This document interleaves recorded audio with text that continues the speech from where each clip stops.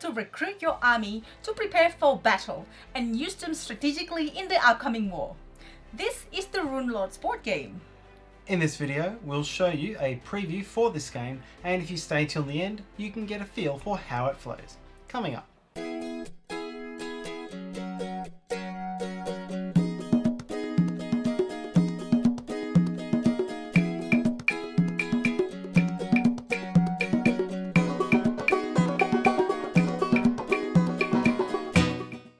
Hi, it's Tarrant. And Stella from Red Bull University. Okay, let's get into this Kickstarter preview. To be released in 2020 via Kickstarter, The Rune Lords is a skirmish game with deck building, inspired by the mythology of David Farland's The Rune Lords series of novels. It was designed by John D'Angelo and Sean Engel and published by Red Gin. The game plays 2 to 4 players competitively in 45 to 180 minutes, and also has cooperative and solo modes. The game is of medium to heavy complexity.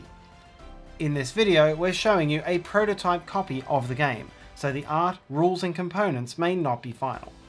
The Rune Lords is, at its core, a hex grid skirmish game, but it is many layers deeper than this. The full game begins with the sovereignty phase, in which players build up their armies for the skirmish.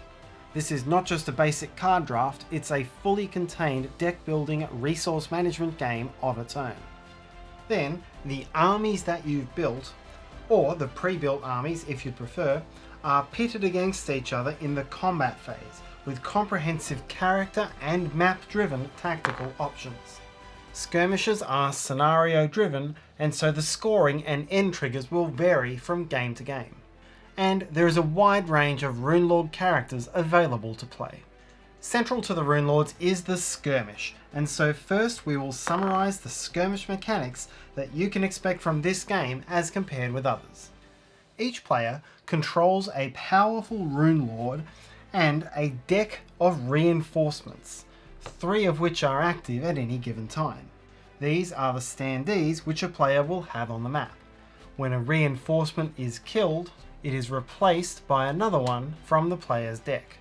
Each player also has a deck and hand of support cards which are spent to enhance the other fighter's actions, an armory of equipment which buffs the fighter's stats, and a board tracking the endowments and abilities specific to the Rune Lord figure.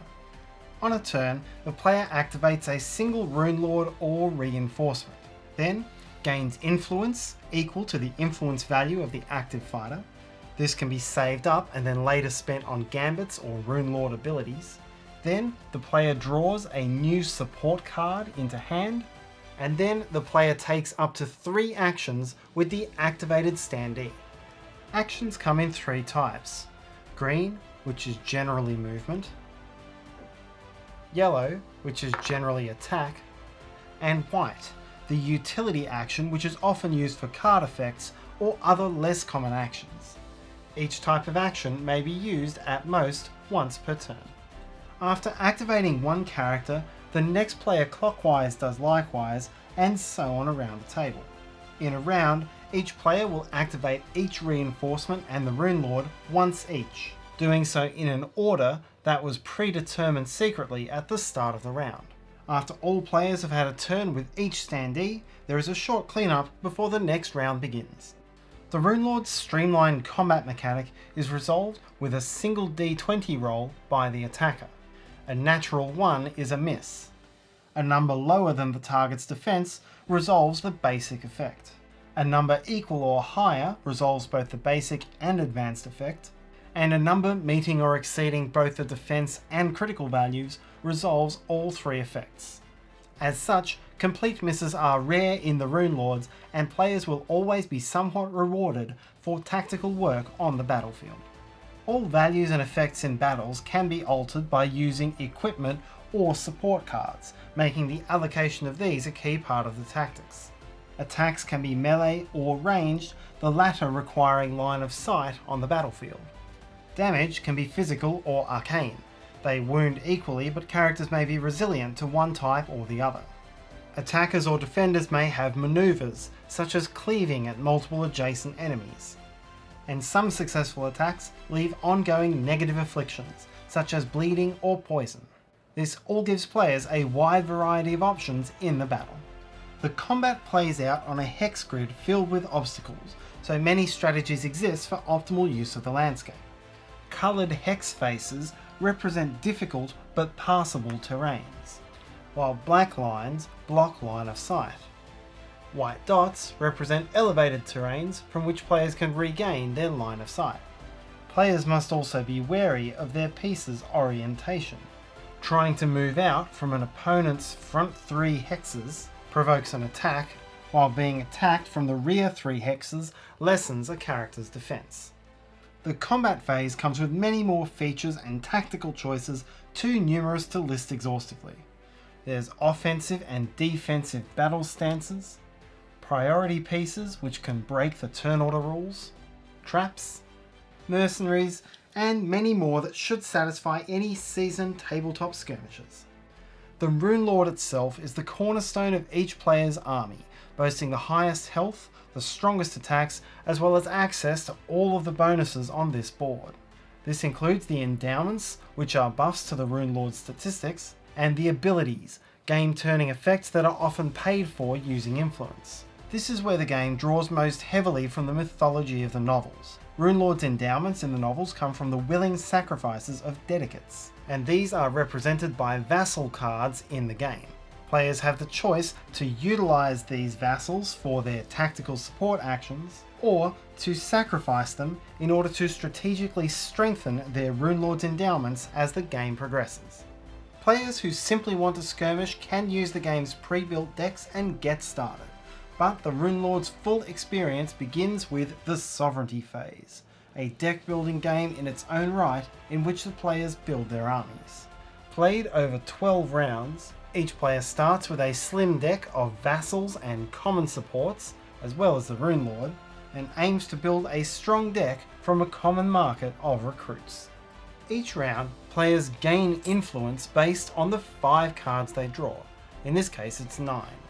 This is the currency in the market, and unlike in conventional deck builders, this can be saved from round to round.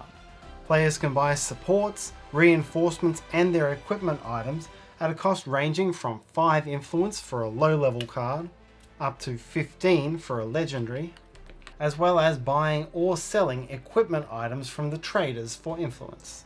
Players will choose a worker placement space each round, giving them access to new vassals, powerful sovereignty cards, or position in turn order. Players can face encounters, simplified combats which yield further rewards or penalties. And players will continue to collect, dedicate, and ultimately sacrifice vassals to boost their Rune Lord's endowments. After 12 rounds are finished, everything players have gathered, their recruits, equipment, negative cards, and even their leftover influence, carries over to the skirmish. The Sovereignty phase is truly unique, giving players the ability to customize their battle decks in a game style far more advanced than a simple card draft. A scenario in the Rune Lords dictates how a skirmish is played and scored. For example, in the base competitive scenario, the Tides of Battle, players gain points for killing opposing fighters and lose points when their own are killed. First to 13, or the highest score when a Rune Lord is killed, wins the game. In the first cooperative adventure, the Unrighteous Prince, players must kill Prince Barak and defend the 3 supply crates. And the game will come with a number of solo campaigns, each of which will follow a single Rune Lord character through its own story of adventures. This gives the players a wide range of options for how to enjoy their Rune Lords experience. And that's the overview of the Rune Lords board game. Hope you enjoyed this video. At the time of filming, the Rune Lords board game is about to be launched on Kickstarter, and so we'll put the link in the description below so you can check it out when it's live. If you enjoyed this video, please hit the like button and subscribe to us. You can do that by hitting the middle in the corner, and don't forget to hit the bell icon so you'll know when we have new videos. You can also follow me on Instagram for my board games journey. And finally, if you have any questions, comments or feedback, please write them in the comment section below. Until next time!